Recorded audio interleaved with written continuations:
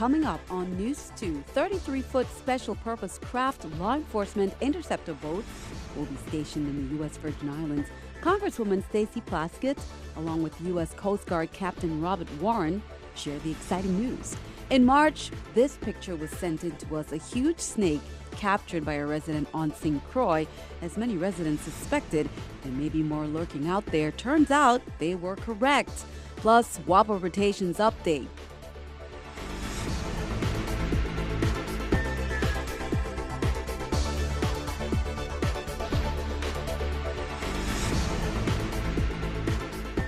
Hello, welcome. Thank you for joining us on this edition of News 2. I'm Sandra Singh. Topping our newscast, the U.S. Coast Guard is cracking down on illegal border activity, and it's a good thing for the territory. On Friday, the Coast Guard announced a significant addition to the VI's border crime fighting forces, 4 brand new vessels that would help make the territory safer. News 2's April Knight has the tales. They're faster, sleeker, and easier on the back, according to the Coast Guard, and that's on top of making VI waters safer. On Friday, the Coast Guard San Juan sector unveiled 4 new 33-foot-long interceptors that will be stationed here in the Virgin Islands. The Coast Guard's resolve and commitment to the security of the region is unwavering, and the addition of the 33-foot SPSCLEs is just one of the several initiatives that are currently underway. This changes the border landscape here. Coast Guard boats have long operated in the territory, but never permanently stationed here. It's a force multiplier. It gives us the ability, the Coast Guard, the ability to interdict more of our bandits carrying contraband through the territory and around the surrounding international waters. 2 of these interceptors will be stationed on St. Thomas and 2 on St. Croix, and they're built primarily for counter-drug missions and migrant interdictions. Sector 137, request use of my radio guard underway. Because of tighter security in the southwest U.S. border, illegal border activity is pushed eastward, which increases the need for coastal patrols, not just in Puerto Rico, but also in the Virgin Islands. Since 2014, the Coast Guard has seized over 15,600 kilograms of cocaine and 5,300 pounds of marijuana during 16 different drug interdiction missions. The wholesale value of these seizures is estimated at over $525 million. But whether authorities here think they have enough for keeping the borders safe. There's never enough. Until there's zero trafficking of illicit contraband, we'll never have enough resources. Reporting for News 2, I'm April Knight. In a press conference Wednesday, Governor Kenneth Mapp responded to comments made by senators that the executive branch hasn't been keeping them up to date with the Hovenza situation. Here's more. The government has said to Hovenza and to Hessoil and their officers of the company that it is their property and it is theirs to determine who they wish to sell it to. I do not want the government to be viewed that we have some preference on who Hess should sell their property to. That is for them to decide, that is for them to transact, and then whoever makes that arrangement with them on the purchase of the refinery can then approach the government. During Wednesday's press conference, Governor Mapp also addressed questions about Catherineburg on St. Thomas, which has in the past been the residence for governors. He said the property is currently being assessed, and he will be presenting a plan to senators and the public about how the property should be used. I think that in the ambiance of its estate, a modern gubernatorial residence could be constructed there that could house governors for the next 20 years and their families and allow them to have the security systems. I think Catherineburg is an excellent place to repose the history of the territory, particularly of governors and their families. I also believe that Catherineburg can be used when members of Congress and the U.S. Senate and federal officials come to the territory with their families for a weekend.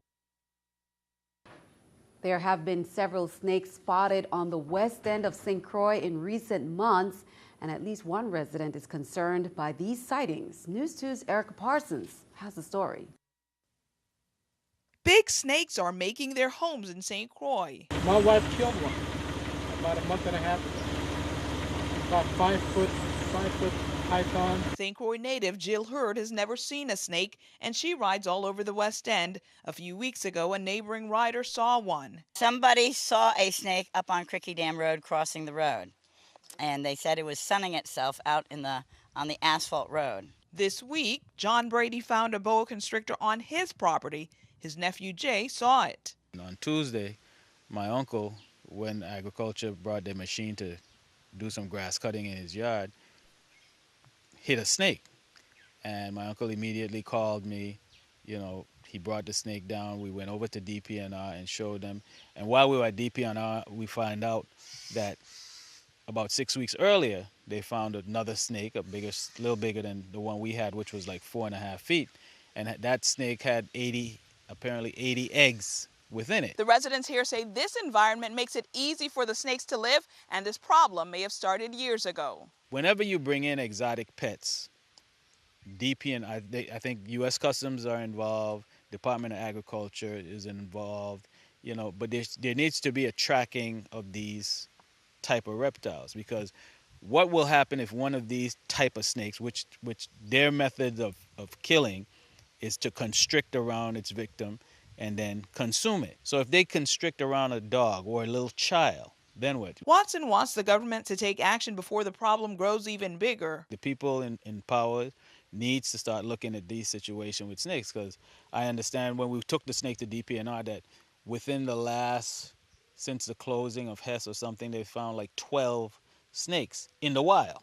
Erica Parsons, News 2. We'll have DPNR's response on the growing snake population next week. Count on 2 to keep you updated. In other news, a federal grand jury on Thursday returned a 4-count indictment charging Clinton G. Todman, Jr., 44, with federal and territorial firearm offenses. Todman was arrested on March 23rd on a warrant issued.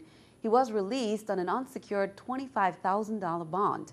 According to that indictment, at the time of his arrest, Todman possessed a Kel-Tec .40 caliber pistol with its identifying marks obliterated. In 1991, Todman was convicted of possession of crack cocaine with intent to distribute. According to court documents, he faces up to 10 years in prison on the federal. For territorial counts, minimum 15 and maximum 20 years in prison. A federal grand jury returned a 3-count indictment against Amari Story, 23, and Kurt Riovan, 38, on April 9th, charging them with conspiracy to distribute narcotics, possession with intent to distribute, and use of a communication facility to facilitate a narcotics crime. According to the indictment, on February 13, 2015, Stroy and Riovan entered the Serial King Airport on St. Thomas on a flight from the mainland United States with approximately 9.9 kilograms of marijuana in a suitcase. After a search of the suitcase, Stroy and Riovan were arrested on February 13. Each defendant was ordered detained pending further proceedings. April 15, 2015 is the filing deadline for the 2014 individual income tax returns. Be sure to tune in to News 2 next week. We will share lots of tips with you, including this one. File all tax returns by the due date to prevent failure to file penalty on any balance owed.